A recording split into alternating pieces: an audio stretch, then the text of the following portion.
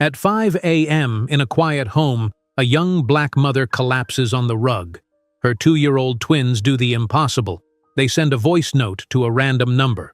Across town, a billionaire hears 5 words that once shattered his own childhood. Mommy isn't moving. Minutes later, he's at their door, beating the ambulance, and turns a desperate message into a race for life. But before we dive into the full story, let me know where you're watching from and what time it is. Now subscribe to the channel and let's get started. Mommy, please wake up. Zoe's small voice trembled as she shook her mother's arm. Zach, Mommy won't open her eyes. The autumn morning was still dark outside the small apartment in Dorchester, Boston. Inside, 28-year-old Tasha Williams lay motionless on the living room floor. Her 3-year-old twins stood beside her, their pajamas rumpled and faces creased with worry. Is Mommy sleeping? Zach asked, poking her shoulder with one finger. No, not sleeping. Mommy always says good morning, Zoe answered. Tears began to fill her big brown eyes. 4 hours earlier, Tasha had woken up to the sound of her alarm clock. The red numbers showed 4:30 in the morning. She needed to get ready for her 6 o'clock shift at Massachusetts General Hospital, where she worked as a nurse in the pediatric ward. Tasha rubbed her eyes and sat up slowly in her bed. Her body felt heavy with tiredness. She had worked 3 double shifts that week. The extra money would help pay for Zoe's speech therapy. Tasha checked her blood sugar monitor on her nightstand. The numbers were lower than they should be, but she had enough time to eat something before leaving. She walked quietly past the twins' bedroom. Zoe and Zach were still asleep, their curly black hair peeking out from under their shared blanket. The sight made Tasha smile despite her exhaustion. In the kitchen, Tasha opened the refrigerator door. The bright light revealed almost empty shelves. There was just enough milk for the twins' breakfast and lunch boxes. Payday was still 3 days away. I'll eat at work, Tasha whispered to herself.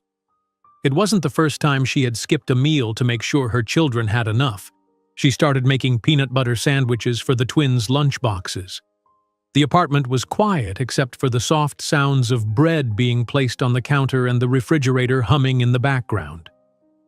As Tasha reached for the juice boxes on the top shelf, a wave of dizziness hit her. She grabbed the counter to steady herself.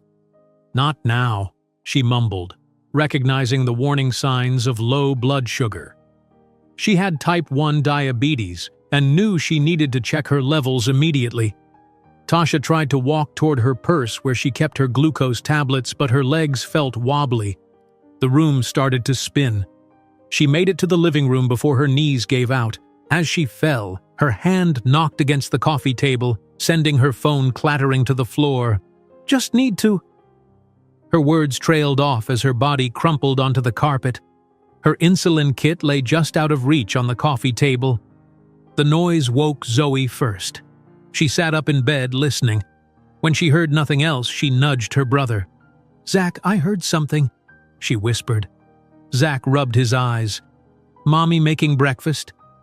I don't know. Let's check. The twins climbed out of their small bed and padded into the hallway.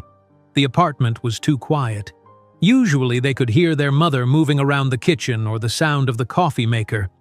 Mommy? Zach called out. When there was no answer, they walked into the living room together. They found Tasha lying on the floor, her eyes closed. Mommy! Zoe rushed to her mother's side. She shook Tasha's arm gently. Mommy, please wake up! Zach joined his sister, his eyes wide with fear. Is Mommy sleeping? No, not sleeping. Mommy always says good morning, Zoe answered, her voice trembling. The twins tried everything they could think of to wake their mother. Zoe patted Tasha's cheeks. Zach even tried tickling her feet the way she sometimes did to wake them up for daycare. Nothing worked. Mommy said if something bad happens, we call for help, Zach said suddenly. He remembered the lessons Tasha had taught them about emergencies. The phone! Zoe pointed to Tasha's smartphone on the floor. Zach grabbed the phone and pressed the button on the side like he had seen his mother do many times. The screen lit up, but it was locked. We need the numbers, Zoe said, trying to remember what their mother had taught them about calling 911. Zach pressed his thumb against the screen, moving it around. By accident, he hit a series of buttons that opened the voice recording app. Then his finger slipped again, accessing the recent calls list. "Look, it has pictures," as Zach said, pointing to the phone icons next to each number. Zoe pressed one of the icons, not knowing it was a wrong number Tasha had dialed by mistake the day before when scheduling a doctor's appointment. The phone started to ring. The twins waited, holding the phone between them. When the call connected to voicemail, Zach spoke into the phone with a shaky voice. "Mommy won't wake up. We're scared. Help us." Zoe added, "Please come fast." Not knowing what else to do, the twins sat beside their mother. Zoe placed her favorite teddy bear under Tasha's head like a pillow. Zach held his mother's hand, waiting for someone to help them. 30 miles away, in a luxurious penthouse apartment in Beacon Hill, James Harrington sat at his desk, surrounded by computer screens. The 30-year-old tech billionaire had been working all night on code for his new cybersecurity platform. The large windows of his home office showed the Boston skyline still wrapped in darkness. James rubbed his tired eyes and reached for his coffee mug. The black liquid had gone cold hours ago, but he drank it anyway. Sleep was something he had learned to live without after building his company from nothing over the past 8 years. His phone buzzed with a notification. James glanced at the screen, not recognizing the number. He almost ignored it, assuming it was a wrong number or spam. But something made him check the voicemail that had just arrived. James pressed play and heard 2 small, frightened voices. "Mommy won't wake up. We're scared. Help us. Please come fast." His finger hovered over the delete button. Wrong number. Not his problem. But the children's voices triggered something deep in his memory. Suddenly, he was 5 years old again, kneeling beside his own mother on their living room floor, saying almost the exact same words to a neighbor who had come to check on them. His mother had died from a brain aneurysm before help arrived, leaving him alone with an alcoholic father. James shook his head, trying to push the memory away. He tried calling the number back, but no one answered. "It's probably nothing," he told himself. "Parents fall asleep all the time. Kids overreact." But he couldn't shake the fear in those small voices. What if they were really in trouble? What if no one else was there to help? Making a quick decision, James activated a tracking program on his computer. As the owner of a cybersecurity company, he had tools most people didn't. Within seconds, he had traced the phone's GPS location to an apartment building in Dorchester. James grabbed his car keys and headed for the elevator. As he rode down to the parking garage, his phone displayed a breaking news alert. Major pile-up on I-93 causing citywide emergency response delays. His heart raced as he realized what this meant. If the children really needed help, emergency services might not reach them in time. James jumped into his Tesla and sped out of the parking garage. The twins and their mother might not have long to wait. James gripped the steering wheel of his Tesla as he sped through the empty streets of Boston. The clock on his dashboard read 5:15 in the morning. The city was still dark, with only a few early workers heading to their jobs. "Please state your emergency," said the voice from the car's speaker system. "I received a call from 2 children saying their mother won't wake up," James explained, his voice tense. "I'm heading to their location now. The address is Franklin Street in Dorchester." "Sir, we recommend you do not go to the location yourself. Please wait for emergency services to—" "There's a major accident on I-93, James interrupted. "What's the current response time for medical emergencies?" The dispatcher paused. "Due to the multi-vehicle incident, response times are currently delayed by approximately 20 to 30 minutes across the city." James pressed his foot harder on the accelerator. "Those children don't have 20 minutes. I'm almost there. Please send an ambulance as soon as possible." "Sir, can you confirm the exact address?" James glanced at his phone screen, where the GPS tracking showed a blinking dot. "I have the building location but not the apartment number. I'll find it when I get there." We'll dispatch an ambulance, but it may take time to arrive. Are you trained in first aid, sir? Basic training, James said, remembering the mandatory courses he'd taken for his company. My father was diabetic. I know the signs of hypoglycemia. Good. If the mother is unresponsive, check for breathing and pulse. Do not give food or drink to an unconscious person. James weaved through the quiet streets, his mind racing faster than his car. The children's voices echoed in his head. They sounded so young, so frightened, just like he had been. Meanwhile, in the small Dorchester apartment, Zoe had pulled her favorite blanket from the couch and carefully spread it over her mother's still form. "Mommy likes to be warm," she told Zach, tucking the edges around Tasha's shoulders. Zach nodded. "When I'm sick, Mommy gives me water." He looked around the living room. "I'll get water for Mommy." Zach ran to the bathroom where he climbed onto his step stool to reach the sink. He filled his plastic cup with water, concentrating hard to keep it from spilling. Small drops splashed over the sides as he carefully carried it back to the living room. "I got water for Mommy," he announced proudly, though most of it had spilled by the time he reached Tasha. Zoe looked at her mother's closed eyes. "How do we make her drink it?" Zach frowned. "I don't know." He set the nearly empty cup on the coffee table and sat down beside his mother. "Mommy, please drink the water. It will make you better." Tasha remained still, her breathing shallow. Her face had grown pale, and a light sheen of sweat covered her forehead. The twins held their mother's hands, growing more frightened as the minutes passed. "When will help come?" Zoe whispered. "Soon," Zach said, though he had no way of knowing. James arrived at the apartment building in record time. He parked haphazardly at the curb and jumped out of his car. The building was older, with 4 floors and a secure entrance door. A panel of buzzers lined the wall, but without an apartment number, James had no idea which one to press. "Come on, think," he muttered to himself. He started pressing multiple buzzers, hoping someone would answer despite the early hour. After several attempts, a scratchy voice came through the speaker. "Who's there at this hour?" "Ma'am, I'm sorry to bother you," James said urgently. "There's an emergency. I received a call from 2 children in this building. Their mother is unconscious, and I'm trying to find their apartment." "How do I know you're not some criminal?" the elderly voice asked suspiciously. "Please, I know how this sounds, but there are 2 small children alone with their unconscious mother. Emergency services are delayed because of the highway accident. Every minute counts." There was a long pause. James was about to start pressing other buzzers when the door buzzed and unlocked. "3rd floor," the voice said. "I don't know which apartment, but if I hear anything suspicious, I'm calling the police." "Thank you," James said, already pulling the door open. "Please do call the police. They should come too." James took the stairs 2 at a time, reaching the 3rd floor quickly. The hallway stretched in both directions with multiple apartment doors. "Hello?" he called out. "Is anyone there? I'm looking for 2 children who called for help." Silence greeted him.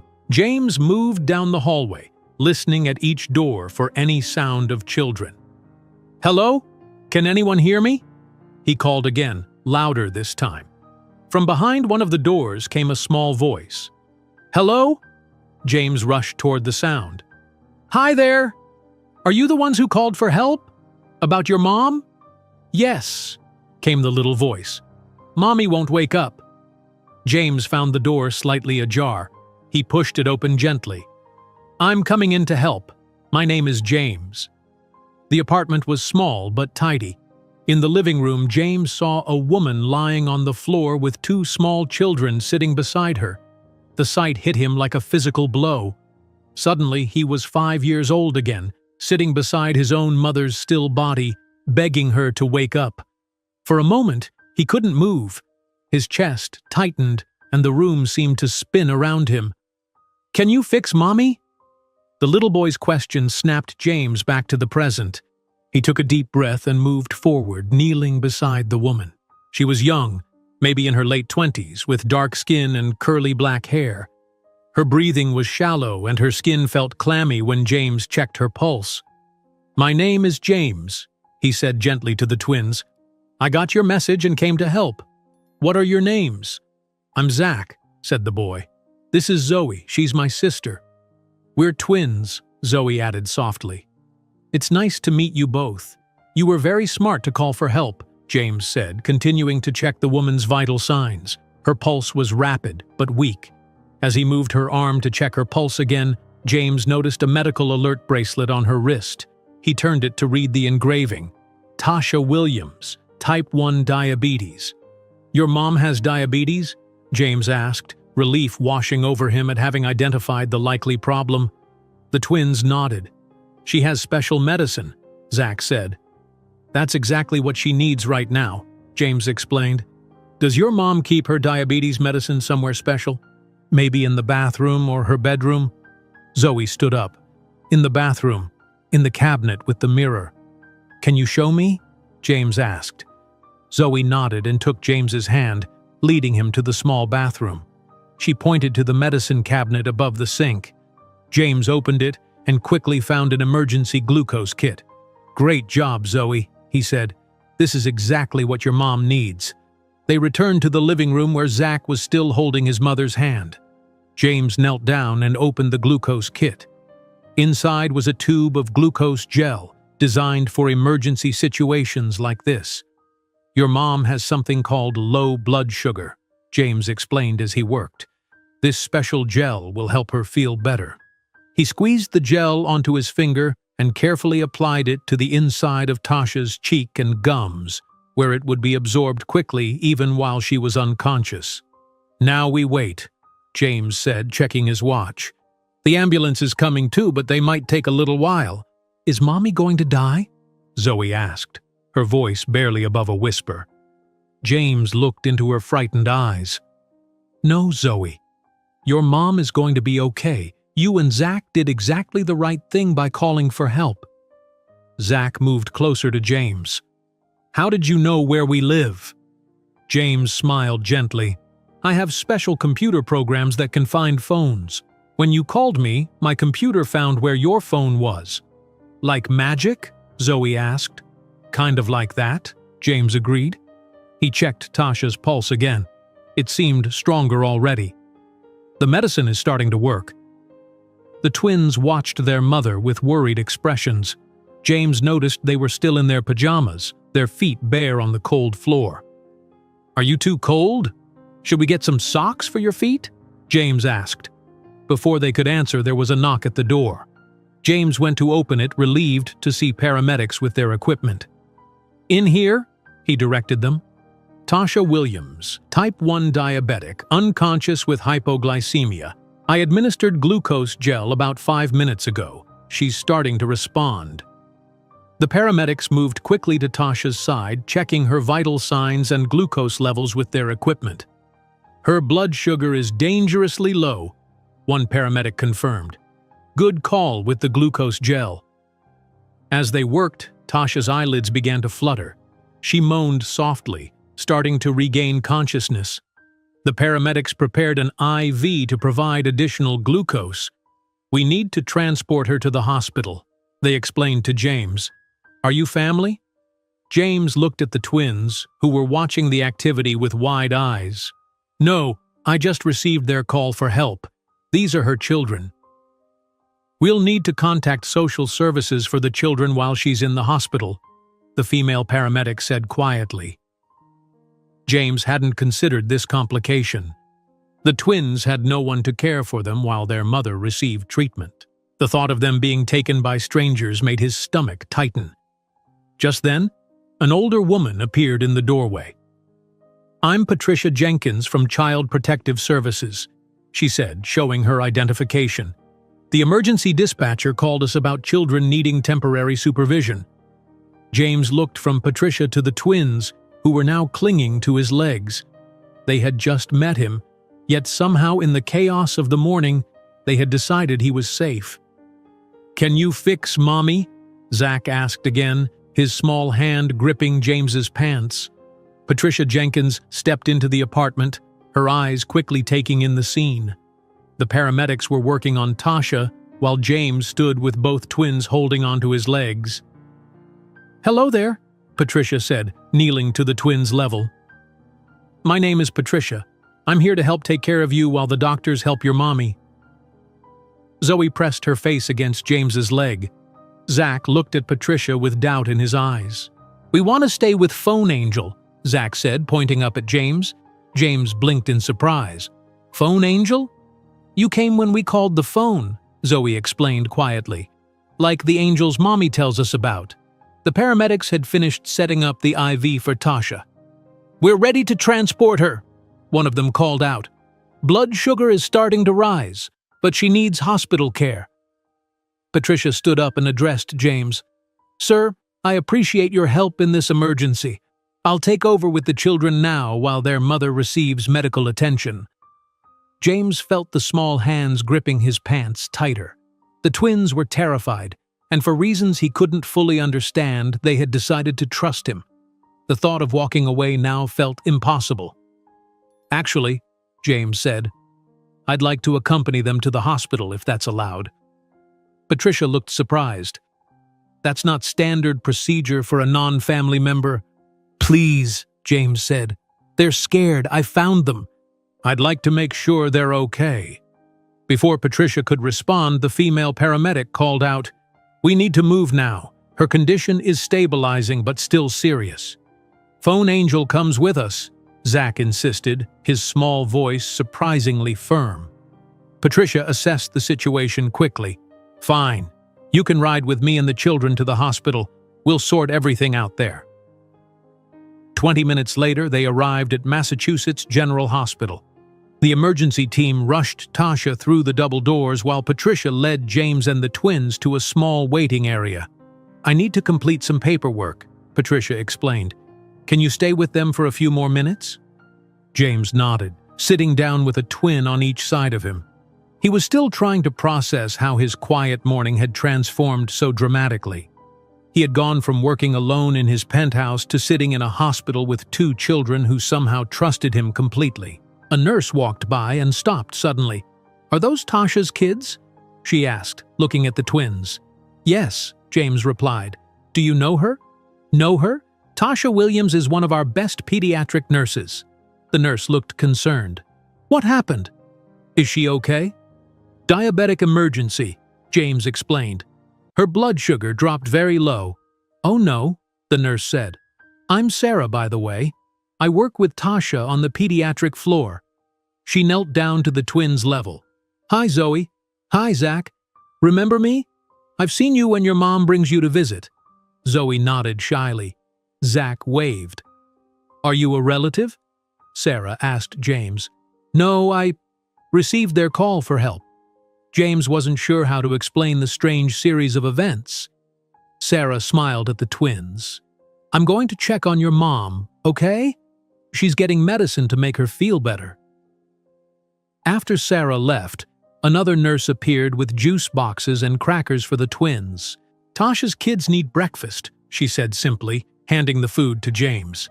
"Everyone here loves Tasha. She's always taking care of others, sometimes too much."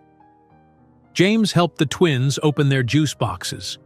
"What do you mean by too much?" The nurse sighed.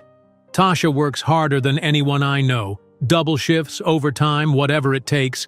She's been picking up extra hours to pay for Zoe's speech therapy." She lowered her voice.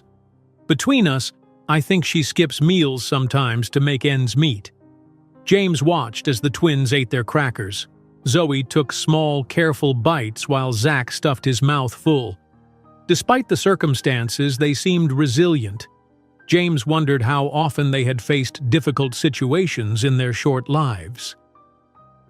Patricia returned with a stack of forms. "I've spoken with the doctor. Tasha is stabilizing, but she'll need to remain in the hospital for observation. We need to arrange temporary care for the children." "We want to stay with Phone Angel," Zach said again, crumbs falling from his mouth. Patricia gave James a questioning look. "They called my phone by accident," James explained. "I came to help and now they're calling me that." "I see." Patricia turned to the twins. "Do you know anyone who takes care of you when your mommy is working? Any family members or friends?" Mrs. Rodriguez watches us sometimes, Zoe said quietly. She lives in our building. That's very helpful, Zoe, Patricia said. I'll try to contact Mrs. Rodriguez. 2 hours later, Tasha was moved to a regular room. The twins had fallen asleep on chairs in the waiting area, with James's jacket draped over them as a blanket. Patricia returned from making calls. I reached Mrs. Rodriguez. She can take the twins temporarily, but only for 48 hours. After that, we'll need another solution if Tasha isn't ready to go home. James nodded, his mind already considering alternatives. He couldn't explain why, but the thought of these children going into the foster care system bothered him deeply. Mr. Harrington? Patricia said, studying his face. May I ask why you're still here? Most good Samaritans would have left by now. James was surprised she knew his name. How did you… One of the nurses recognized you, Patricia explained. It's not every day a tech billionaire shows up in our emergency room. James shifted uncomfortably. He wasn't used to being recognized, and he certainly didn't want attention for this situation. Their voices, he said finally. When I heard the twins on that message, it reminded me of something from my own childhood. I just want to make sure they're okay. Patricia nodded, not pressing further. The doctor says Tasha is waking up. She'll be confused and concerned about her children. Would you like to come with me to explain what happened? James followed Patricia to Tasha's room. Tasha was lying in the hospital bed looking pale but awake. Her eyes widened when she saw Patricia enter. My children, she said immediately, her voice hoarse. Where are Zoe and Zach? They're safe, Patricia assured her. They're sleeping in the waiting area. Mrs. Rodriguez has agreed to care for them temporarily while you recover. Tasha relaxed slightly, then noticed James standing behind Patricia. Who are you? Her eyes narrowed with suspicion.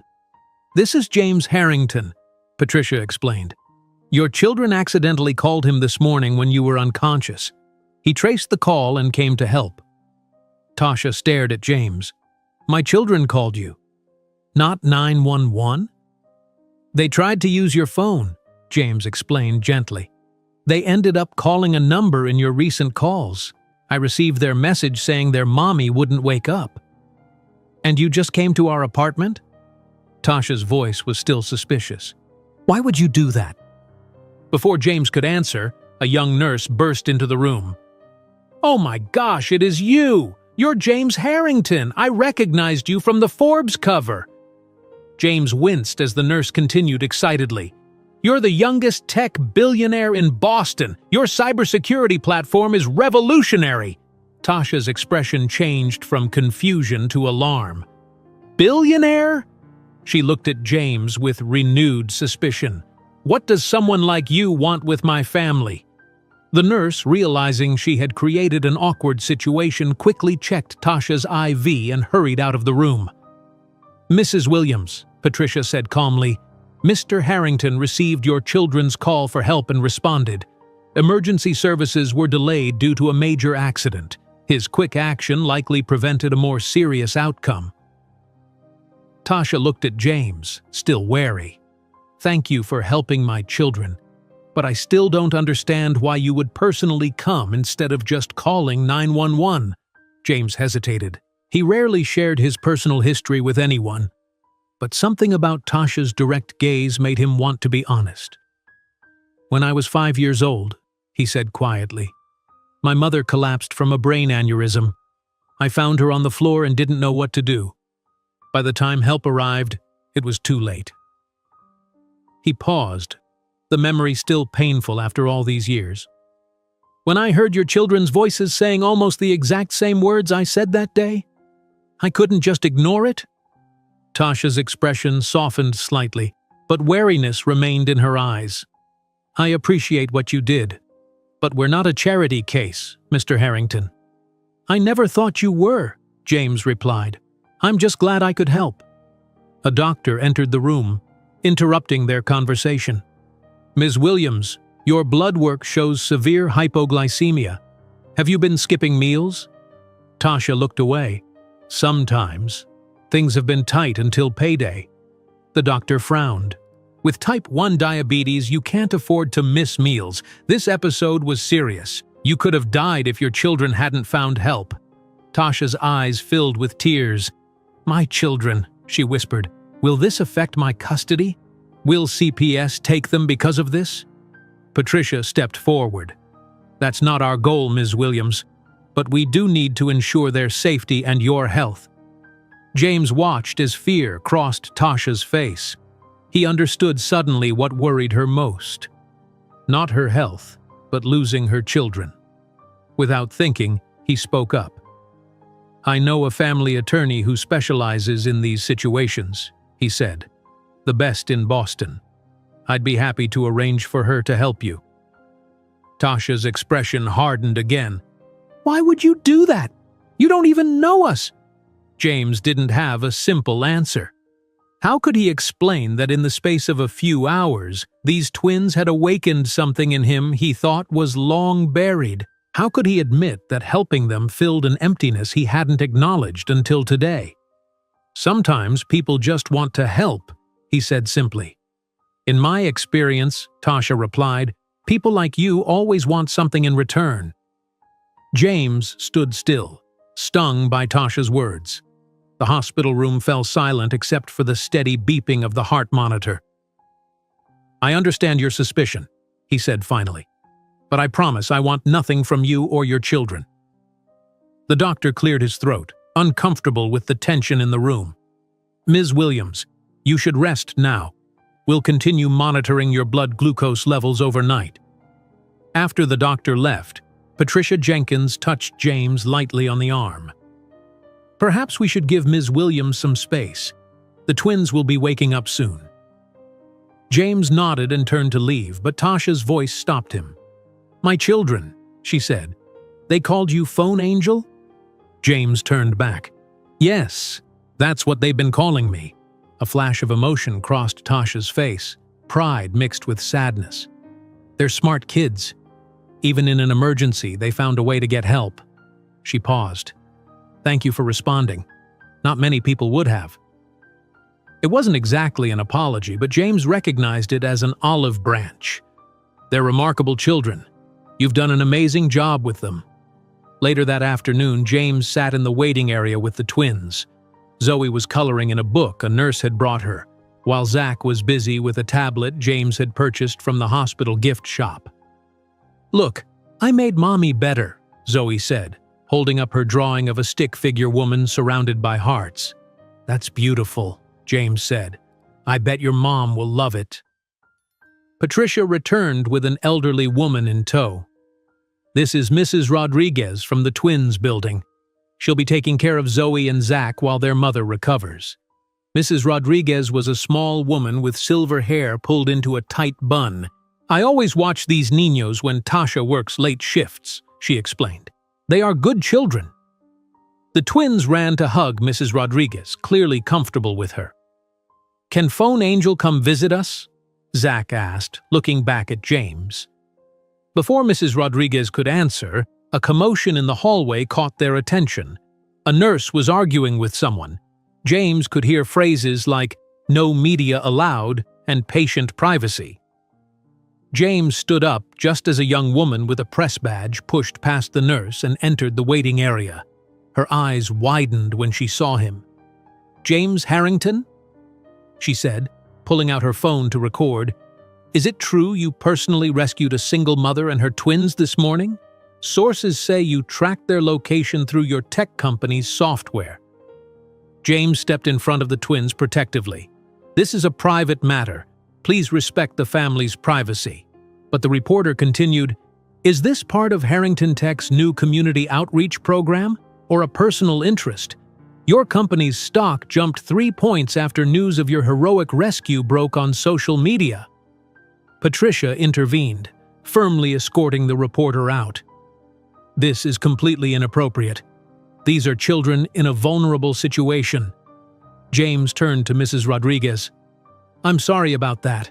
I don't know how they found out. The nurses, Mrs. Rodriguez said simply. They talk. Everyone loves Tasha, but everyone also loves to talk. Within an hour, more reporters gathered outside the hospital. Patricia returned looking concerned. "This is becoming a circus," she said.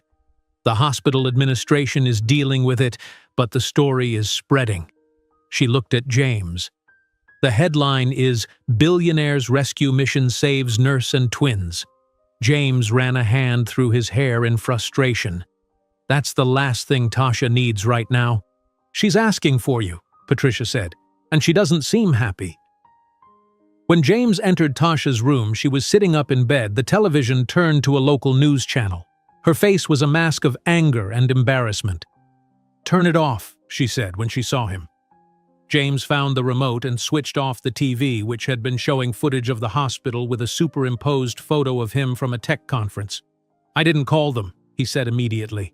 "I would never do that." "It doesn't matter who called them," Tasha said. "What matters is now my medical emergency is public news. My children are being photographed, and I'm being portrayed as some charity case that the great James Harrington swooped in to save." "I'm sorry," James said. "I never wanted this attention." "Your company's stock went up," Tasha pointed out. "Seems like you're benefiting quite well from this situation." James sat in the chair beside her bed. "I don't care about the stock. I care about you and your children being okay." "Why?" Tasha demanded. "Why do you care?" "We're strangers to you." James looked down at his hands.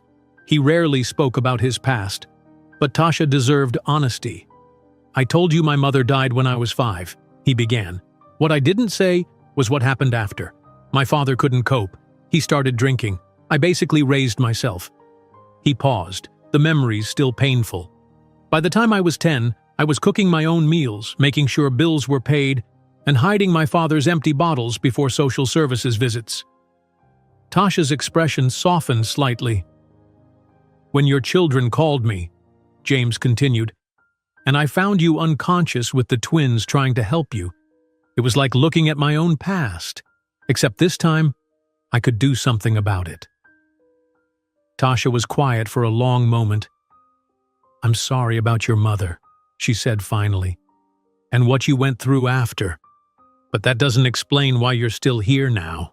"I don't know," James admitted. "All I know is I can't walk away yet." The door opened and Patricia entered with another woman in a crisp business suit. "Ms. Williams, this is Diane Mercer," Patricia said.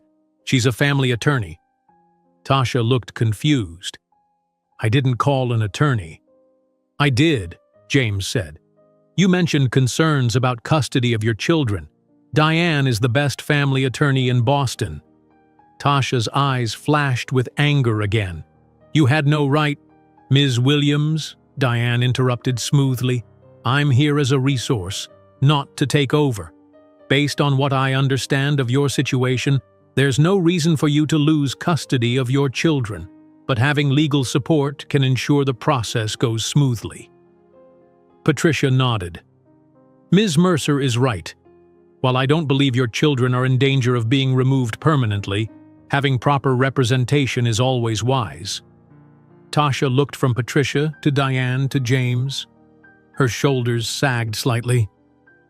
"How much do you charge?" she asked Diane. "My services have already been arranged," Diane said, glancing at James. "Of course they have," Tasha said bitterly. "Another debt I can't repay." "It's not a debt," James said firmly. "It's help, the kind I wish someone had offered my father when he was struggling." Before Tasha could respond, a nurse entered with a tablet. "Ms. Williams, I need you to review these discharge instructions.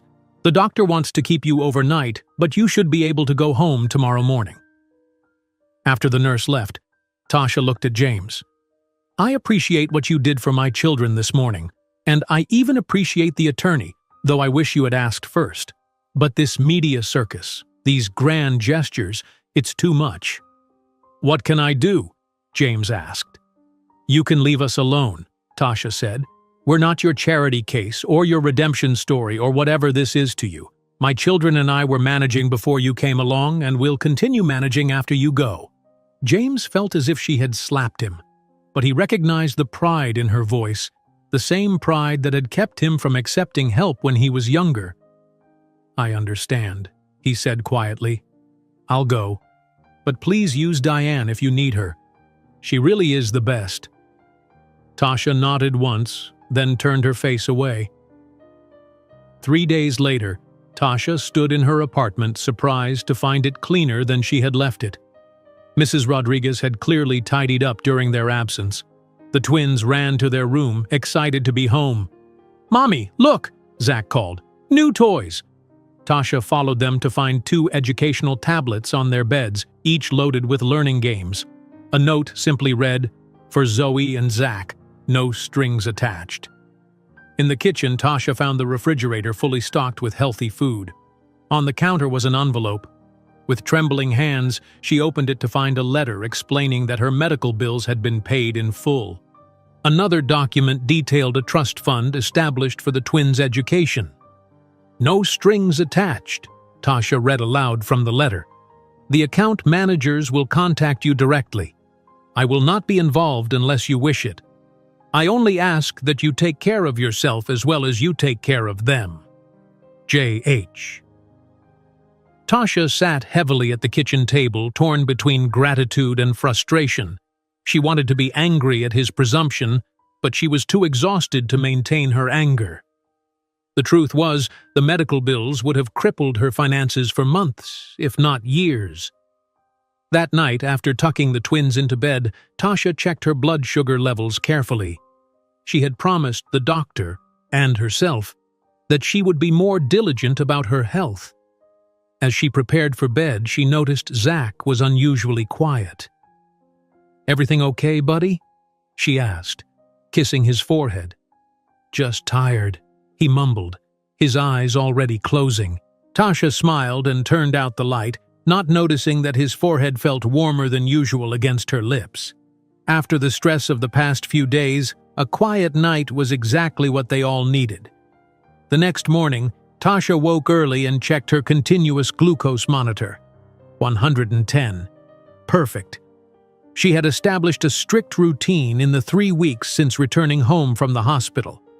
Every morning she checked her levels before even getting out of bed. She ate regular meals and kept sugar tablets in her purse, her car, and every room of the apartment. Never again, she had promised herself. The twins will never find me unconscious again. Tasha got dressed for her shift at the hospital. She was working reduced hours now, 8 to 2 instead of 12-hour shifts. The arrangement cut into her paycheck, but the trust fund James had set up for the twins' education took some pressure off her finances. She still felt conflicted about accepting his help.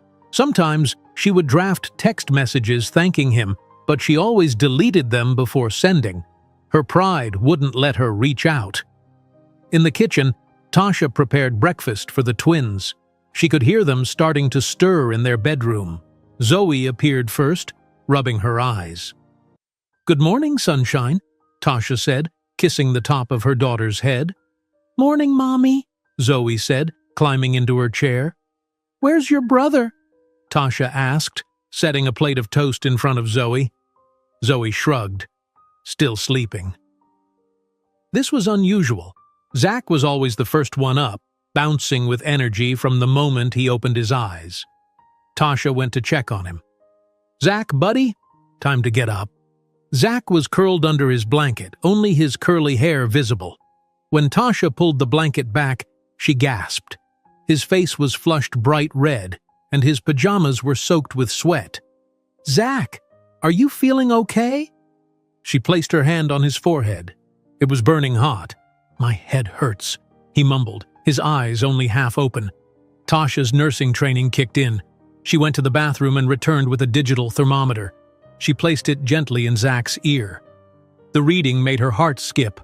103.8. "That's a high fever, buddy," she said, keeping her voice calm. "Let's get you some medicine." She gave him children's fever reducer and helped him into dry pajamas. Then she called the daycare center to say the twins wouldn't be coming in, followed by a call to the hospital to take a sick day. Throughout the morning, Tasha monitored Zach closely. Zoe played quietly nearby, occasionally bringing her brother stuffed animals to make him feel better. By noon, despite the medication, Zach's fever had climbed to 104.2. He became increasingly lethargic, barely responding when Tasha spoke to him. "My neck hurts," he whimpered when she tried to help him sit up to drink water. A chill ran through Tasha. Neck pain with a high fever could indicate meningitis. She called the pediatrician's office. "Doctor, Carter is booked solid today," the receptionist told her, "but she says to take him to the emergency room if his fever goes above 104 or if he shows signs of neck stiffness." "I'm a nurse," Tasha said. "He's at 104.2 and he's complaining of neck pain. I'm concerned about meningitis." "Then you should take him to the ER immediately," the receptionist agreed. Tasha was gathering her purse and the twins' emergency bag when it happened. A strange sound from Zach made her turn around. His small body had gone rigid, then began to shake uncontrollably. "Zach!" Tasha dropped everything and ran to him. She carefully turned him on his side as his body convulsed in a febrile seizure. "Mommy, what's happening to Zach?" Zoe cried, frightened by the sight of her twin shaking. "He's very sick, sweetie. I need to call for help." Tasha grabbed her phone and dialed 911 while keeping one hand on Zach to prevent him from injuring himself. "911, what's your emergency?" the dispatcher answered. "My 3-year-old son is having a febrile seizure," Tasha said, fighting to keep her voice steady. "Temperature 104.2, complaining of neck pain before the seizure started. I'm a nurse, and I'm concerned about meningitis." "I understand, ma'am. Is the seizure still continuing?" Tasha looked at Zach. The convulsions had stopped, but he lay completely limp, his eyes closed. "No, it's stopped, but he's unresponsive. We'll send an ambulance right away. What's your address?" Tasha gave her address, then asked, "How long until they arrive?" There was a pause. "I'm showing an estimated response time of 20 to 25 minutes. We have multiple emergency calls in your area right now due to a multiple car accident on Washington Street." 25 minutes? 25. Tasha felt panic rising in her chest. "My son needs help now." "I understand, ma'am. That's our current best estimate. Do you have someone who could drive you to the hospital?" "No, Tasha stopped. There was someone. She ended the call with the dispatcher and stared at her phone. Her finger hovered over the contact she had promised herself she wouldn't call. James Harrington. "Please," she whispered, pressing the call button. James answered on the second ring. "Tasha?" "James, I need help," she said, her voice breaking. "It's Zach. He's very sick, had a seizure. The ambulance won't be here for 25 minutes. "I'm on my way," James said immediately. 10 minutes, max. Keep him on his side in case he has another seizure." "Thank you," Tasha whispered. Those 10 minutes were the longest of Tasha's life. She sat on the floor next to Zach, monitoring his breathing while trying to comfort a frightened Zoe. "Is Zach going to heaven like Grandma?" Zoe asked, tears streaming down her face. "No, baby. Zach is very sick, but we're going to get him to the doctors who will make him better," Tasha promised, praying she was right. When a knock came at the door, Tasha yelled, "It's open!" James rushed in, looking around quickly to assess the situation. "How is he?" "Unresponsive after a febrile seizure. Fever 104.2. Complained of neck pain earlier. I think it might be meningitis," Tasha explained, her nurse training keeping her voice clinical despite her fear. Without hesitation, James scooped Zach up, cradling him carefully. "My car is right outside. Let's go." Tasha grabbed Zoe and her emergency bag, and they rushed down to James's Tesla.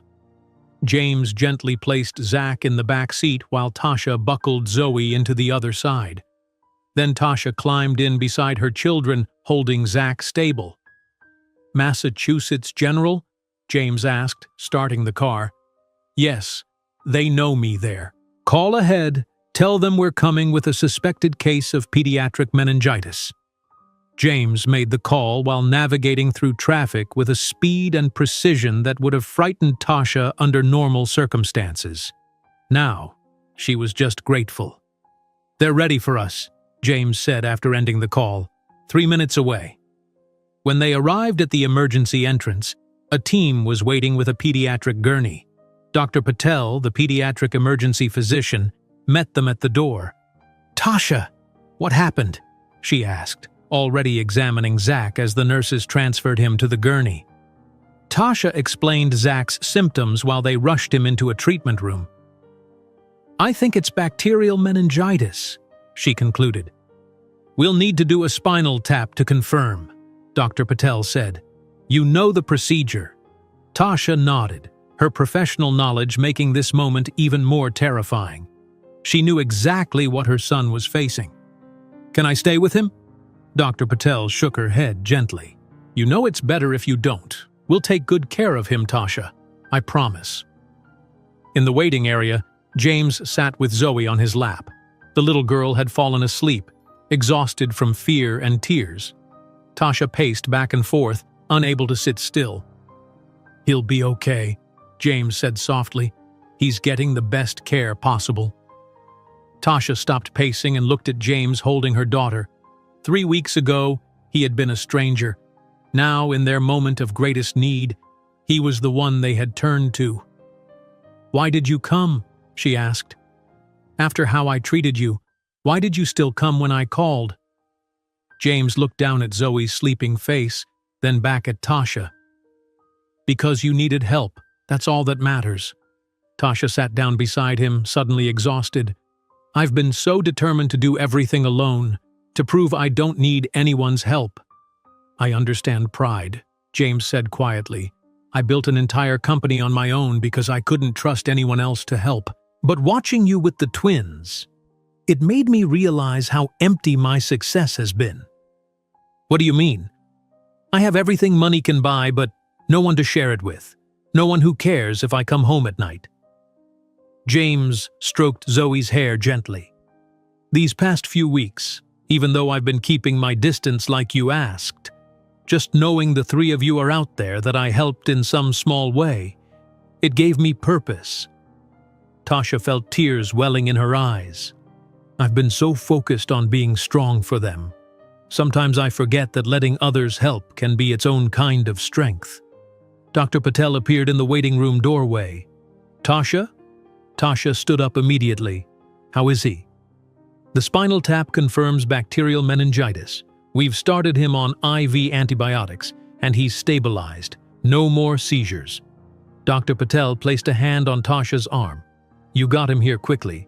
That makes a big difference in these cases." "Can I see him?" "Yes, he's been moved to the pediatric ICU. He's still unconscious, but that's partly from the medication we've given him." Tasha turned to James, who was still holding Zoe.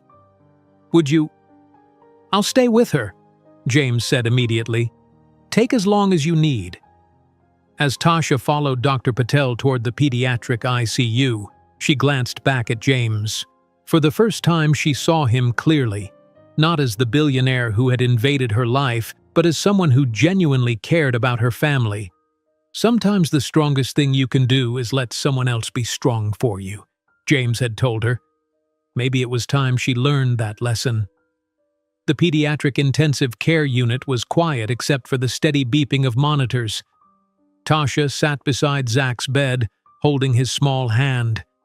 Tubes and wires connected her son to various machines that tracked his vital signs and delivered medication. His face was still flushed with fever, but the doctors assured her the antibiotics were working. For 3 days, Tasha barely left Zach's side. She slept in the uncomfortable chair next to his bed, waking at every change in his breathing or beeping of the monitors. James took care of Zoe, bringing her to visit her brother twice each day. On the morning of the 4th day, Dr. Patel entered with a smile. "His latest test results look good. The infection is responding to the antibiotics." "When can I take him home?" Tasha asked, brushing Zach's curls away from his forehead. "I'd like to keep him here for another 2 days to complete the IV antibiotics. Then he can continue oral antibiotics at home." Dr. Patel checked Zach's chart. "He'll need plenty of rest and follow-up visits, but children are remarkably resilient." After the doctor left, Tasha stepped into the hallway to call James. He had been taking Zoe to and from daycare, then bringing her to the hospital each afternoon. James, Zach is doing better. The doctor says 2 more days in the hospital. That's wonderful news, James said, genuine relief in his voice. Zoe will be thrilled. She's been making get-well cards for him all morning. How is she doing? Tasha asked. She misses you both, but she's hanging in there. We've been practicing her speech exercises every day. Tasha felt a twinge of guilt. With all the focus on Zach, she hadn't been able to maintain Zoe's speech therapy routine. You're doing her exercises? I downloaded some apps the speech therapist recommended, James explained. Zoe likes the games. She's especially good at the rhyming ones. Tasha smiled, imagining James patiently working with Zoe on her pronunciation. Thank you for everything. Later that afternoon, James arrived with Zoe. The little girl carried a stack of colorful papers, her handmade cards for her brother. Zach, I made cards for you, Zoe announced, carefully placing them on his bed. Zach was awake now, though still weak. He smiled at his sister. Thanks, Zoe, he said softly. While the twins talked, James pulled Tasha aside. How are you holding up? Tasha sighed. Exhausted, worried, grateful he's getting better. Have you eaten today? James asked. Tasha tried to remember. I had some coffee this morning. Coffee isn't food, James said. Come on, let's get something from the cafeteria. The nurses can watch the kids for 15 minutes. In the cafeteria, James insisted on buying Tasha a full meal. As they sat down, Patricia Jenkins approached their table. Ms. Williams, Mr. Harrington, she greeted them. I heard about Zach's hospitalization. How is he doing? Much better, Tasha said. 2 more days of IV antibiotics, then we can go home. Patricia nodded, making notes in her tablet. And Zoe? I understand she's been staying with you, Mr. Harrington? Not exactly, James clarified. I've been taking her to and from daycare, and she stays with Mrs. Rodriguez at night. I don't have a suitable place for a child to sleep at my penthouse. I see. Patricia looked at Tasha. I must say I'm impressed with the support system you've developed, Ms. Williams. When we first met, I was concerned about your situation as a single mother with a medical condition. But you've shown remarkable resilience, and you've accepted help when needed. Tasha glanced at James. It hasn't been easy for me to accept help, but Zach's illness made me realize I can't do everything alone. After Patricia left, Tasha and James returned to Zach's room. Nurse Sarah was checking his vital signs while Zoe showed him her newest drawing. Tasha, can I talk to you for a moment? Sarah asked, stepping into the hallway. Is something wrong with Zach? Tasha asked anxiously. No, he's doing fine, Sarah assured her. But the hospital received a call from your landlord. There's been a water leak in your building, and they found black mold in several apartments, including yours. They're bringing in a remediation team, but your apartment won't be habitable for at least 2 weeks. Tasha leaned against the wall, overwhelmed. 2 weeks? Where are we supposed to go? I know this is terrible timing, Sarah said sympathetically. Social services can help find temporary housing. They can stay with me, James interrupted. He had followed them into the hallway and overheard the conversation. Tasha stared at him. What? I have a townhouse in Brookline that I rarely use, James explained. It has 3 bedrooms, a yard, everything you need. It's just sitting empty. James, I can't. Please, Tasha, James said. You need a clean, safe place for Zach to recover. Hotels are expensive, and temporary housing through social services might not be available immediately. My place is ready right now. Sarah touched Tasha's arm. It's a good option, Tasha. Zach needs a clean environment while he recovers. Later that evening, after Zoe had gone home with Mrs. Rodriguez and Zach was sleeping, Tasha and James sat in the quiet hospital room discussing the arrangement. I have conditions, Tasha said firmly. This is temporary, just until my apartment is safe again. Of course, James agreed. You won't stay there, you'll remain at your penthouse. James nodded. The townhouse is yours to use privately. And no more surprise gifts or paid bills, Tasha continued. I appreciate what you've done, but I need to maintain my independence. Understood, James said. But will you allow one exception? The townhouse needs to be child-proofed before Zach comes home. I'd like to have that done professionally. Tasha considered this. That's reasonable. Thank you. 2 days later, Zach was discharged from the hospital. James drove them to the Brookline townhouse, with Zoe chattering excitedly in the back seat. Is it a castle? She asked, making James laugh. Not a castle, just a regular house, he answered. But it does have a swing in the backyard. Zoe's eyes widened. A swing? For us? Just for you and Zach, James confirmed. The townhouse was located on a quiet, tree-lined street of elegant homes. When James pulled into the driveway, Tasha couldn't help but feel intimidated by the beautiful brick building. Inside, the townhouse was surprisingly warm and inviting. The living room had comfortable furniture, including a child-sized table and chairs that hadn't been there before. The kitchen was stocked with groceries and basic supplies. I had my housekeeper prepare everything, James explained as he showed them around. The bedrooms are upstairs. I thought the twins could have the room with 2 beds, and you could take the master bedroom. Upstairs, Tasha found the twins' room had been thoughtfully prepared with colorful bedding and a bookshelf filled with children's books. In the master bedroom, fresh flowers sat on the dresser, and the bathroom was stocked with new towels and toiletries.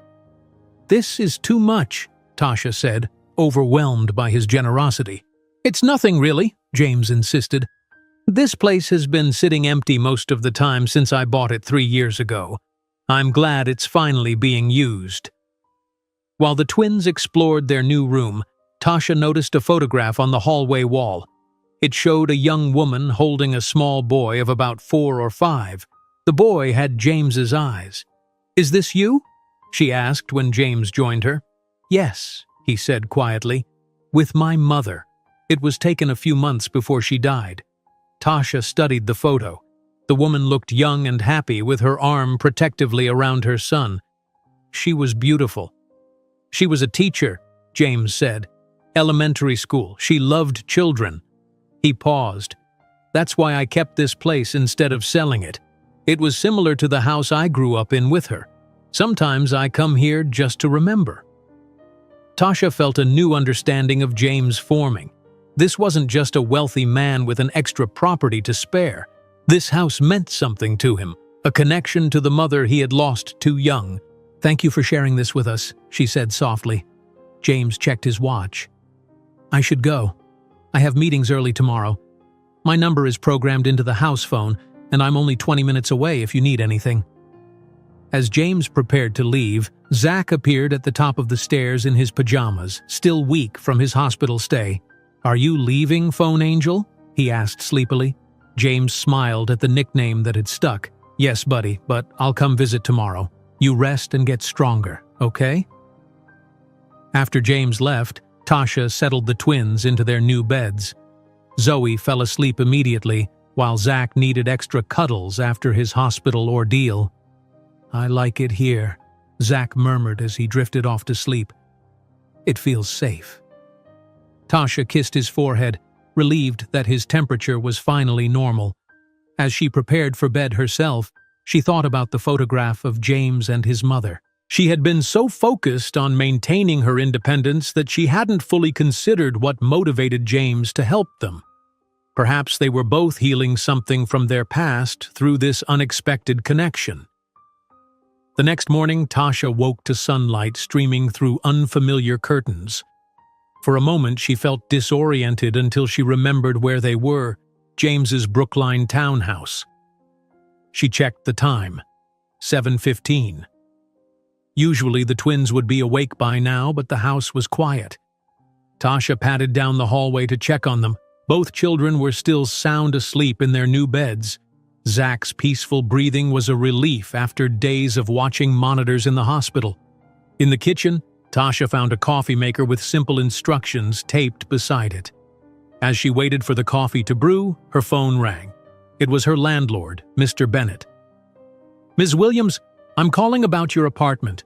The mold remediation is more extensive than we thought. It might be 4 weeks, not 2. 4 weeks? Tasha sighed. I see. We'll cover a hotel for you, of course, Mr. Bennett offered. That's not necessary.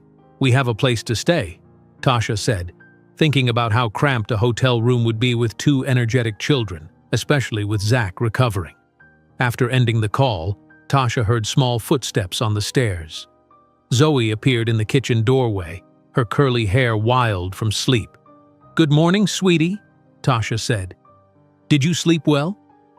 Zoe nodded. Where's Phone Angel? Mr. James doesn't live here. He has another home.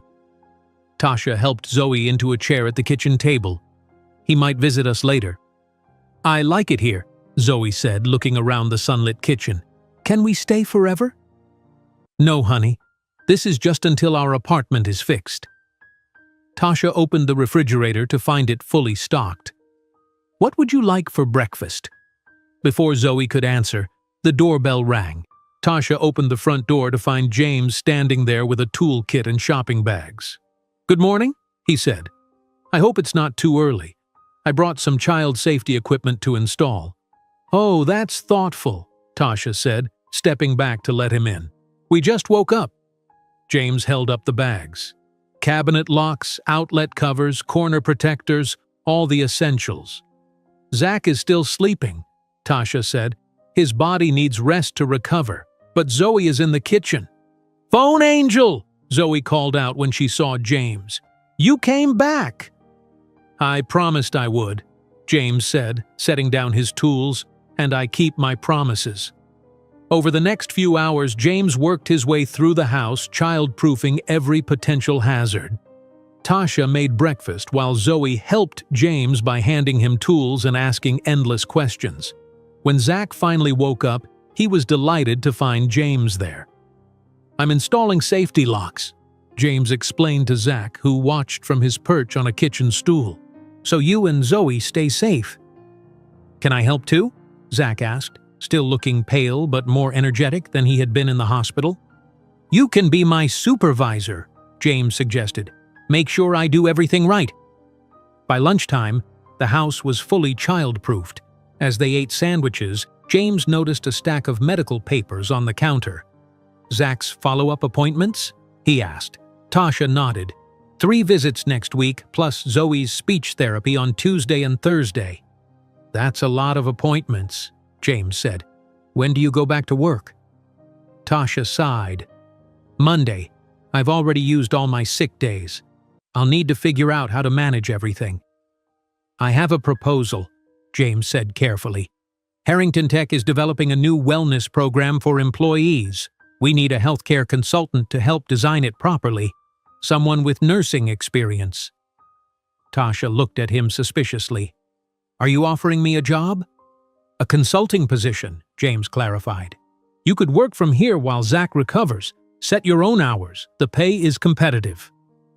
Is this a real job, or are you creating one for me? Tasha asked directly. It's real, James insisted. I've been planning this wellness program for months, but my tech team doesn't understand healthcare needs. They keep designing features doctors and nurses would never use. Tasha considered the offer. She needed the income, and working from home would solve her childcare problems while Zach recovered. I'd want to see the project details first, she said, and I'd need to confirm it doesn't conflict with my hospital position. Of course, James agreed. I'll send the proposal tomorrow. The next day, Tasha reviewed the wellness program materials James had emailed. The project was legitimate, a comprehensive health monitoring system for corporate employees. She could see why the tech team needed healthcare expertise. As the days passed, a routine developed. James would call before visiting, always respecting the boundaries Tasha had established. He brought work materials for their consulting sessions, but also books and educational games for the twins. One evening, 2 weeks into their stay, Tasha watched as James sat with Zoe practicing her speech sounds using a tablet app he had designed specifically for her. Try again, he encouraged gently. Stop. Stop, Zoe repeated, concentrating hard on the sound. Perfect. James high-fived her. 5 more, and then we're done. Later, after the twins were in bed, Tasha joined James in the living room where he was reviewing their project notes. Zoe's speech is improving, she observed. That app you made for her is really helping. She's a determined little girl, James said. The app just makes it fun for her. Zach is getting stronger every day too, Tasha added. The doctor said his recovery is ahead of schedule. They worked side by side on the wellness program, Tasha providing practical insights while James handled the technical aspects. Their working relationship was surprisingly effective. James valued Tasha's experience and she appreciated his ability to translate her suggestions into workable technology. One afternoon, Patricia Jenkins arrived for her final home evaluation. She toured the townhouse, noting the child-proofing measures and Zach's recovery progress. "This is quite a change from your apartment," Patricia commented as they sat in the kitchen. "It's temporary," Tasha reminded her. "Just until our apartment is safe again." Patricia nodded. "Still, it's a positive environment for the children. Zoe's speech therapist reports significant progress, and Zach's doctors are pleased with his recovery." She made some notes on her tablet. "I'm ready to close your case file, Ms. Williams. You've demonstrated that you can manage your health condition while providing excellent care for your children." "Thank you," Tasha said, relieved. The fear of losing custody of her twins had been a constant worry since her hypoglycemic episode. After Patricia left, Tasha called James with the good news. The CPS case is closed. Patricia was impressed with how well the twins are doing. "That's wonderful," James said. "We should celebrate. I'll bring dinner when I come over to work on the project tonight." That evening, they celebrated with pizza and ice cream. The twins were thrilled with the special meal and even more excited when James produced small wrapped gifts for them. "Early Christmas presents," he explained as they tore into the packages. Zach received a set of building blocks designed to teach basic coding concepts. Zoe got a special voice recording storybook that would help with her speech practice. "What do you say?" Tasha prompted. "Thank you, phone angel," they said in unison. Later, after the twins were asleep, Tasha and James sat in the living room with cups of tea. "Christmas is in 3 weeks," James noted. "Do you have plans?" "Just the usual, a small tree, a few presents." Tasha sipped her tea. "This year might be tight financially. I'm still catching up from missing work." "The consulting fee should help," James said. "The first payment was processed today." Tasha checked her bank account on her phone and was surprised by the amount. "James, this is too much." "It's the standard rate for healthcare consultants," he insisted. "Your expertise is valuable." Tasha had started seeing a therapist, a requirement from her hospital following her diabetic emergency. In her last session, she had talked about her reluctance to accept help. "My therapist says I have issues with dependency," Tasha admitted. "I'm so afraid of needing anyone that I sometimes make things harder for myself and the twins." "My therapist says something similar," James replied. "Apparently I avoid emotional connections because I'm afraid of losing people like I lost my mother." Tasha looked surprised. "You're seeing a therapist too?" James nodded. "Started a few weeks ago after meeting you and the twins. It stirred up a lot of unresolved feelings about my childhood." They sat in comfortable silence for a moment, two people slowly learning to open up about their vulnerabilities. "I had an idea," James said finally. "Based on how the twins called for help that morning, what if we created a simple emergency communication system for children? Something easier than calling 911? "Like a special phone?" Tasha asked. "More like a wearable device," James explained, growing animated. "Simple enough for a 3-year-old to use. One button to press in an emergency." "That could save lives," Tasha said, thinking about how many medical emergencies happened when patients were alone or unable to call for help. As they discussed the idea, sketching concepts on a notepad, Tasha realized how natural their collaboration had become. In just a few weeks, James had gone from stranger to essential part of their lives. That night, as Tasha decorated the small Christmas tree James had brought home, she watched him helping the twins hang ornaments on the lower branches. Zoe stood on his shoulders to place a star on top, giggling as he held her legs securely. "What if this arrangement didn't have to be temporary?" James asked quietly when the twins had gone upstairs to brush their teeth. The question hung in the air between them, full of possibility and uncertainty. Tasha stared at James, his question still hanging in the air between them. Her heart raced. What was he suggesting? That they continue living in his townhouse? That they become some kind of family? Before she could answer, the twins came thundering down the stairs in their pajamas.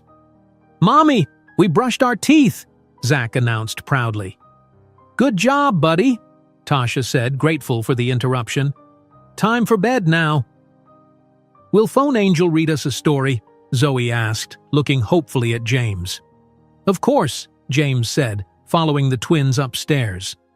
Alone in the living room, Tasha took a deep breath. The past few weeks had been so comfortable, so natural. The twins adored James. She enjoyed his company, but making it permanent? That was a huge step she wasn't sure she was ready for.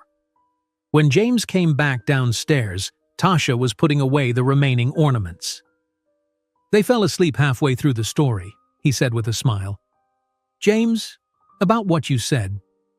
"It's okay," he interrupted gently. "You don't need to answer now. It was just a thought." "I need time," Tasha said. "This is all happening so fast." "I understand." James gathered his coat. "I have early meetings tomorrow. Call me if you need anything." After James left, Tasha went upstairs to check on the twins. They were sleeping peacefully, surrounded by comfort and security that her nurse's salary could never provide. Was it wrong to want this for them? To want help from someone who could give them opportunities she couldn't? The next morning, Tasha woke early and made coffee. While the twins were still sleeping, she scrolled through news on her phone. A headline caught her eye. "Tech Billionaire's Instant Family. James Harrington's New Image Makeover." Her stomach dropped as she clicked on the article. There were photos of her and the twins with James entering the townhouse, at the hospital, even at the park where they'd gone last weekend. The article suggested their relationship was a publicity stunt to soften James's image ahead of his company's new product launch.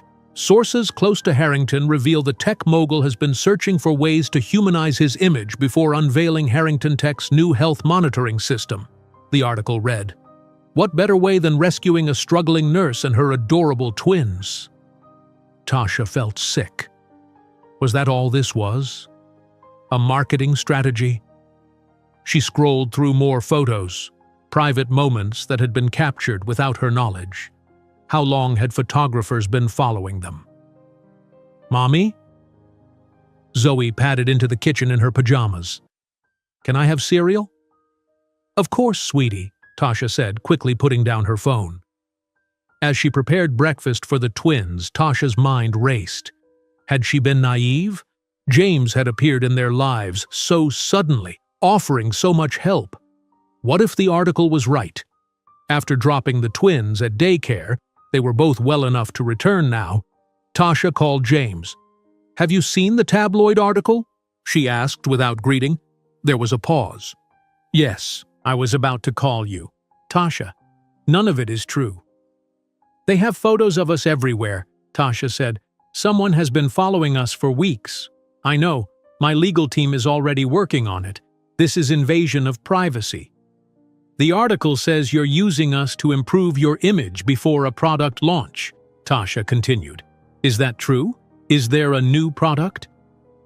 James hesitated. "There is a new product in development, a health monitoring system. But that has nothing to do with why I've been helping you and the twins." "When were you going to tell me about this product?"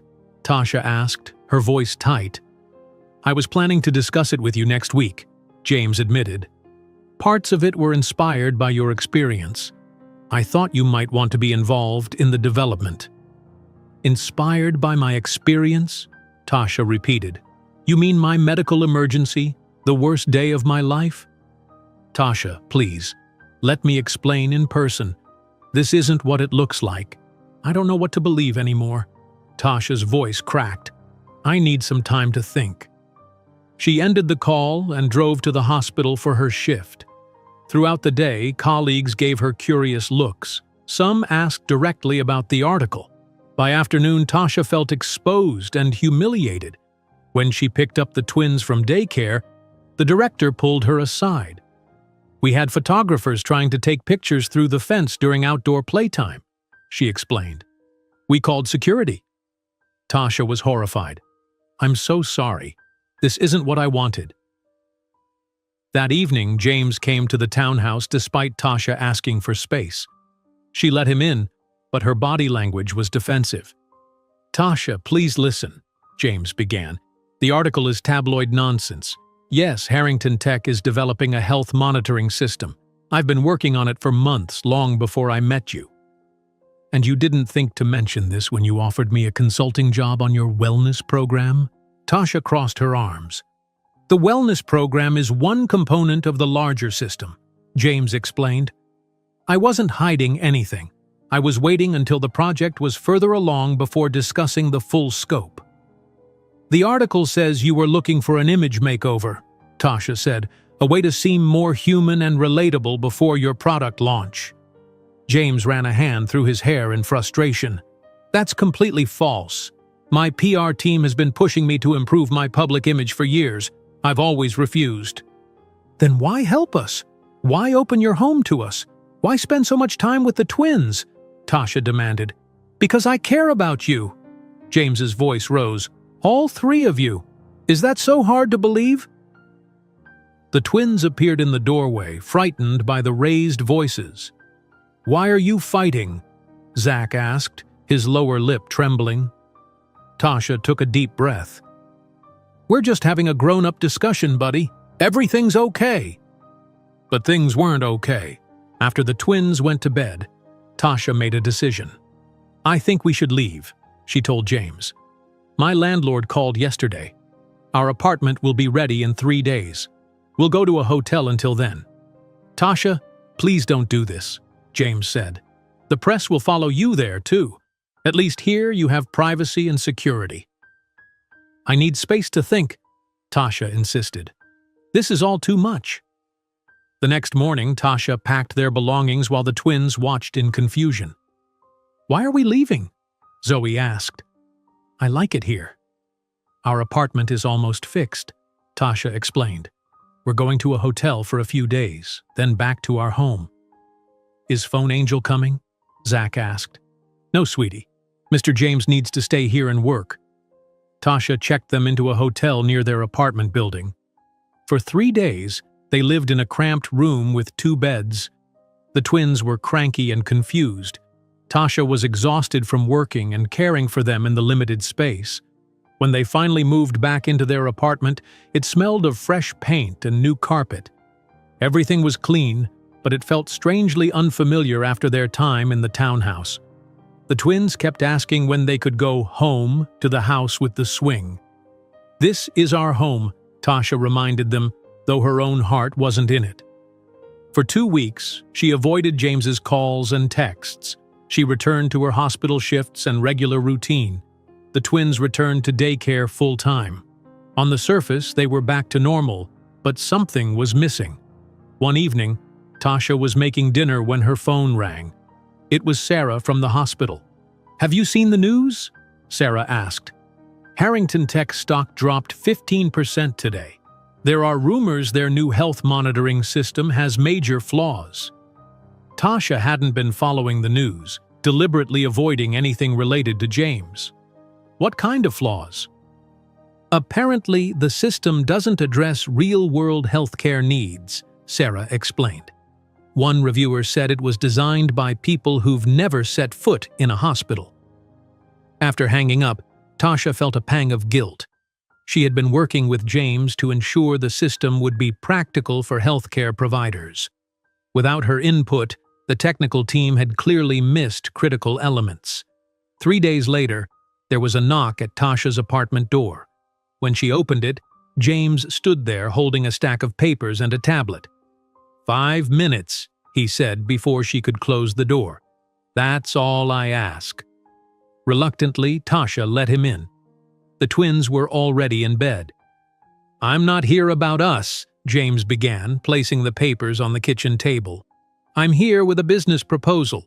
"A business proposal?" Tasha repeated skeptically. "Our health monitoring system is failing," James admitted. "Without your healthcare perspective, the team created something technically impressive but practically useless." He showed her the prototype designs on the tablet. "We need to start over, with healthcare expertise guiding the development from the beginning." "And you want me to consult again?" Tasha asked. "No," James said firmly. "I want you as a full partner. Equal ownership in a new venture, your nursing expertise, and my technical knowledge, creating something that could truly help people." Tasha stared at the partnership agreement he had placed on the table. "This isn't charity? Or a way to get back into our lives?" "This is business," James insisted. "Your knowledge is essential to making this work. The payment structure and equity division are industry standard for a founding partner." Tasha flipped through the documents, surprised by the terms. This was a genuine offer, one that could change her financial situation permanently. "Why are you really here, James?" she asked finally, looking up from the papers. James's professional facade cracked.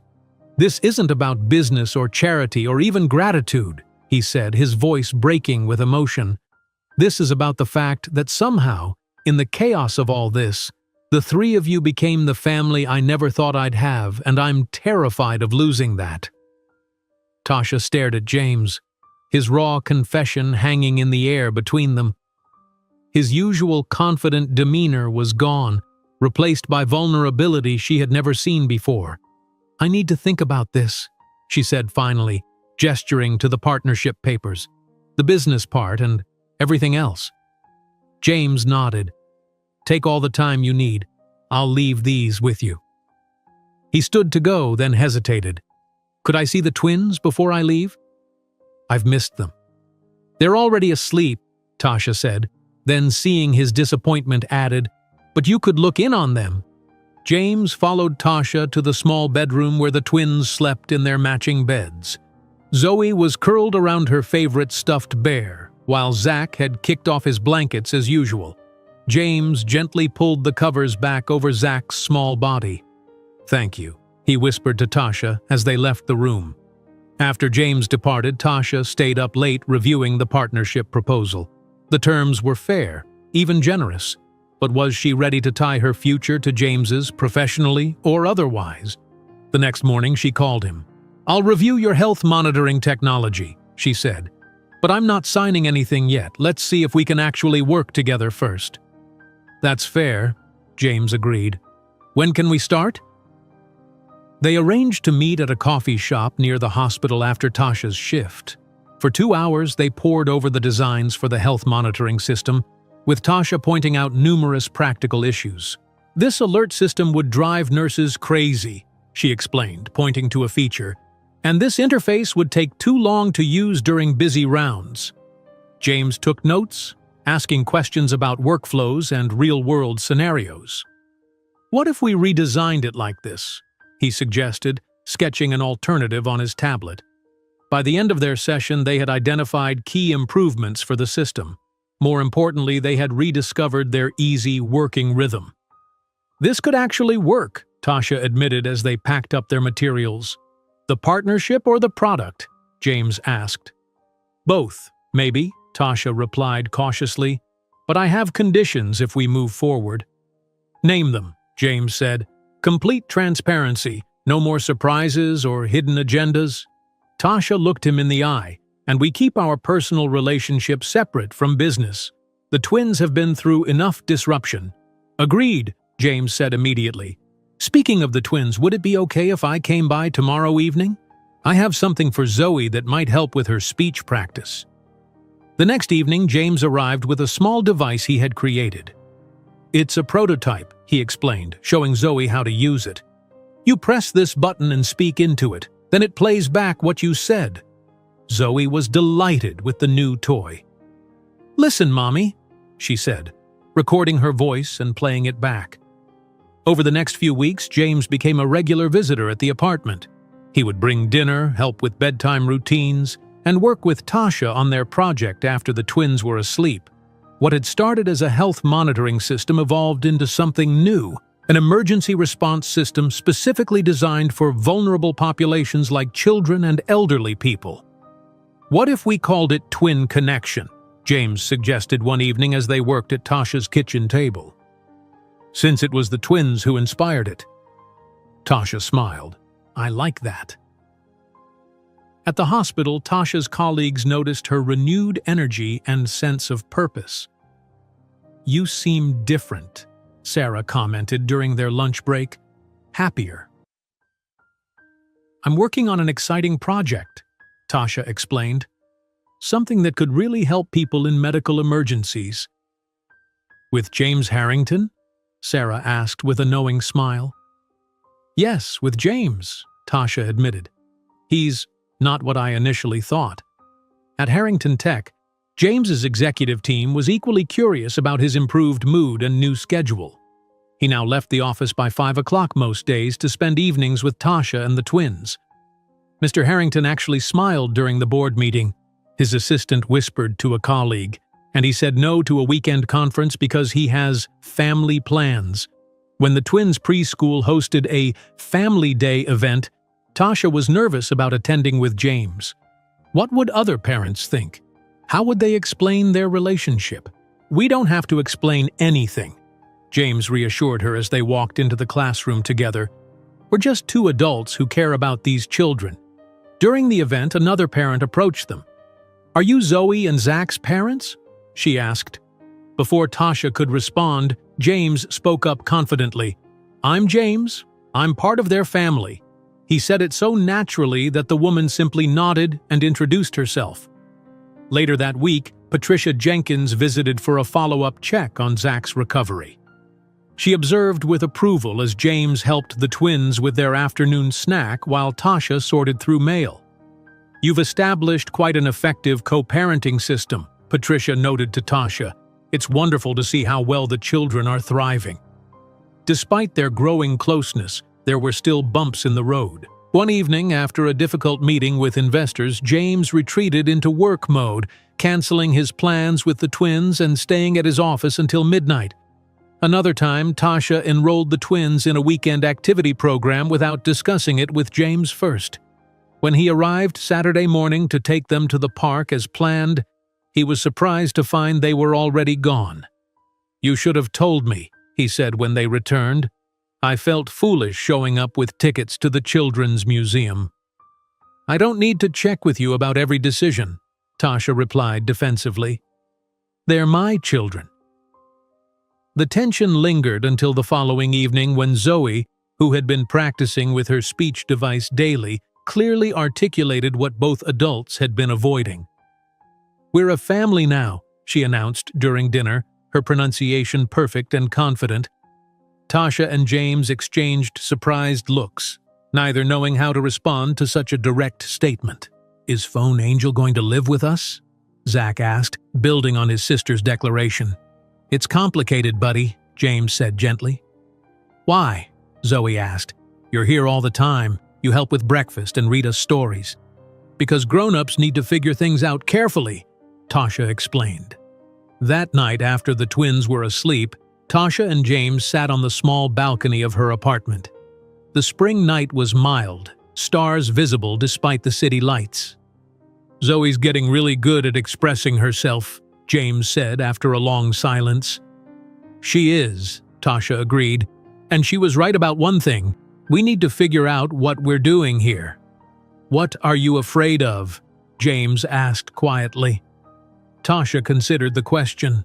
"I'm afraid of depending on someone who might leave, of the twins getting attached and then heartbroken, of losing my identity in someone else's life."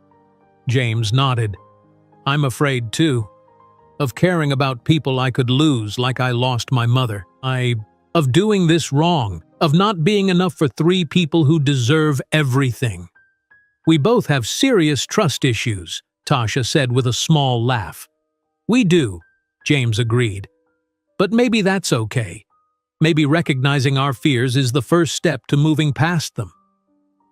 They talked for hours, more honestly than ever before, about their childhoods, their hopes, their failures, about the unexpected family they had created and what it might become.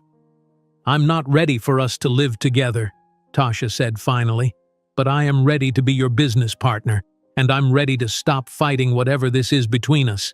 "That's enough for me," James said, "for now." The next day, Tasha signed the partnership agreement. They officially began work on Twin Connection, their emergency response system for vulnerable populations. The prototype James created for Zoe became the basis for a child-friendly wearable device that could summon help with one button press. As they worked together, the boundaries between their professional and personal lives softened. James began spending weekends with the family, taking the twins to museums and parks, helping with homework and bedtime routines. Tasha found herself looking forward to his visits, to his steady presence, and the way he made even ordinary moments feel special. One evening, as the four of them worked together to plant flowers on Tasha's small balcony, she looked around at her unexpected family. Zach carefully patting soil around a small plant, Zoe instructing James on the correct amount of water, James listening to her with complete attention, and realized how much her life had changed since that frightening morning when she collapsed. "Everything okay?" James asked, noticing her thoughtful expression. "Yes," Tasha said with a smile. "For the first time in a long time, everything is really okay." 6 months passed quickly. Summer turned to fall, bringing cooler temperatures and colored leaves to the trees lining Dorchester's streets.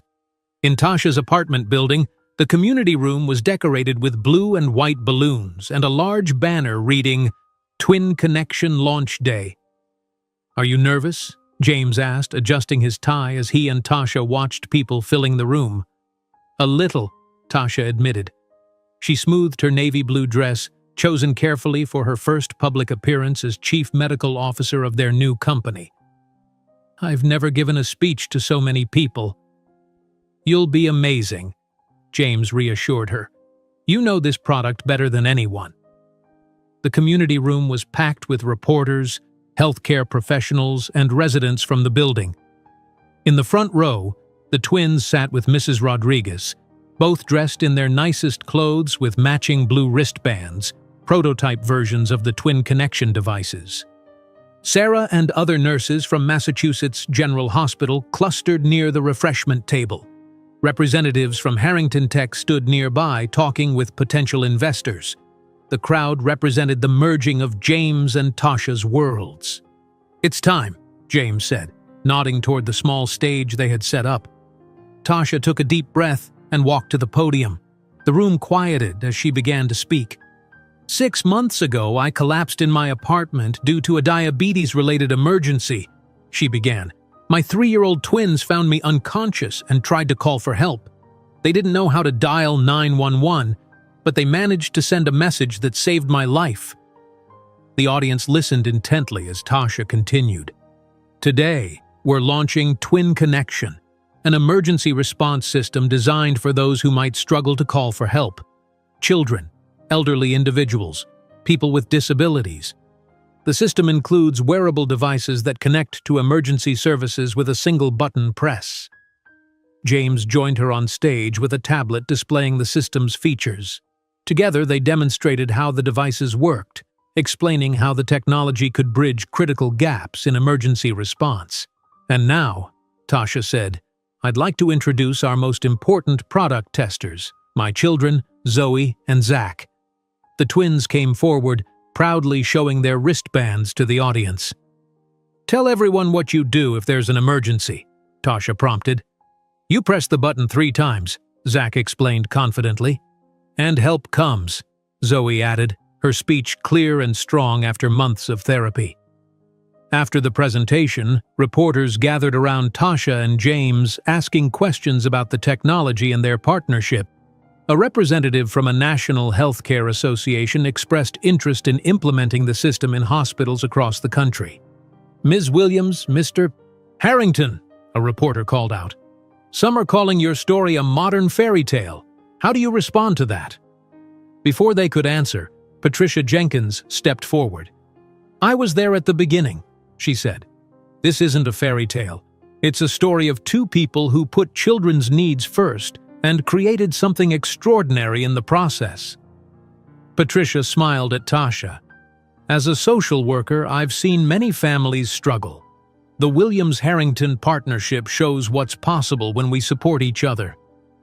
Later that evening, the celebration moved to a spacious house in a quiet neighborhood 15 minutes from Tasha's apartment building.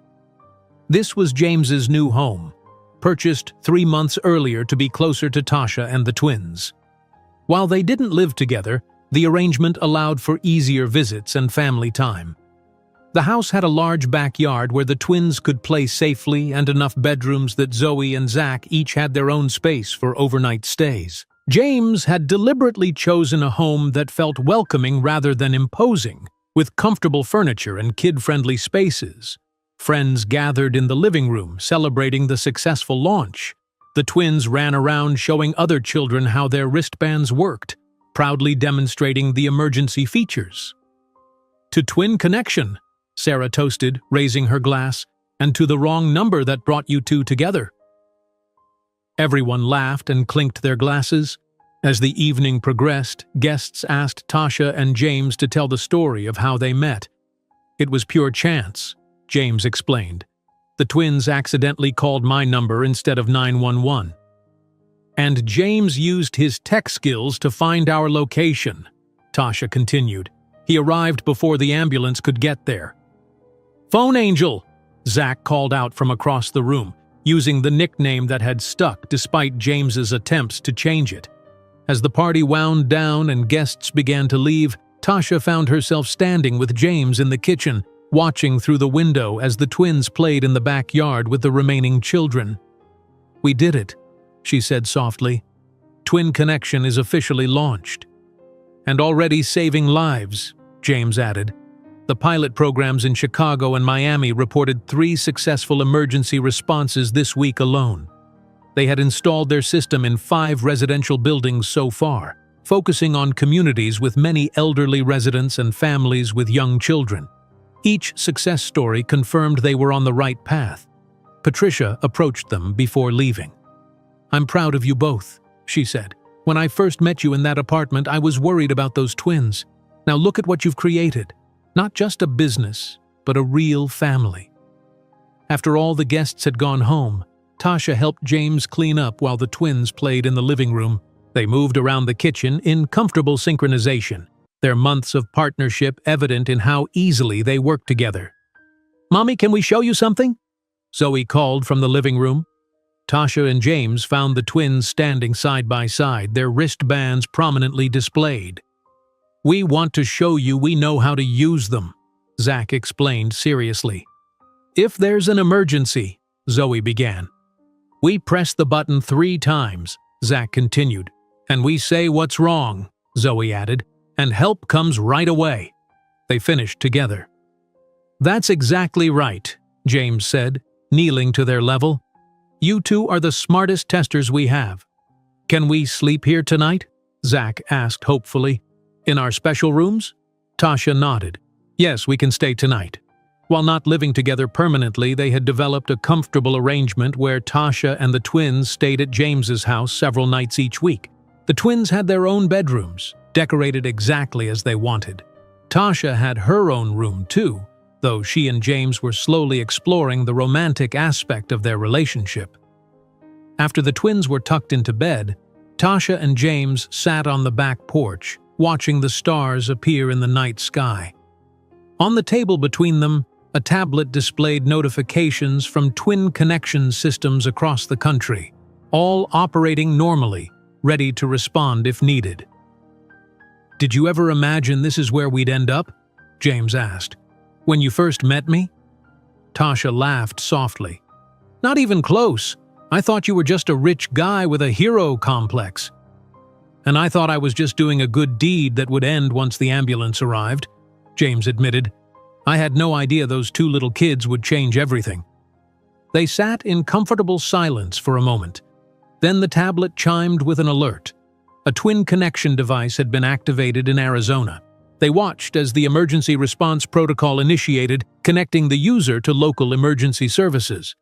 "Someone else is getting help because of what we created," Tasha said, watching the alert status change to "Response dispatched." "Because of what the twins created, really," James corrected. "If they hadn't accidentally called me that morning." The alert updated to "Help arrived," and they both relaxed. "You know, most people spend their lives trying to find the right number to call in an emergency," Tasha said, leaning her head against James's shoulder.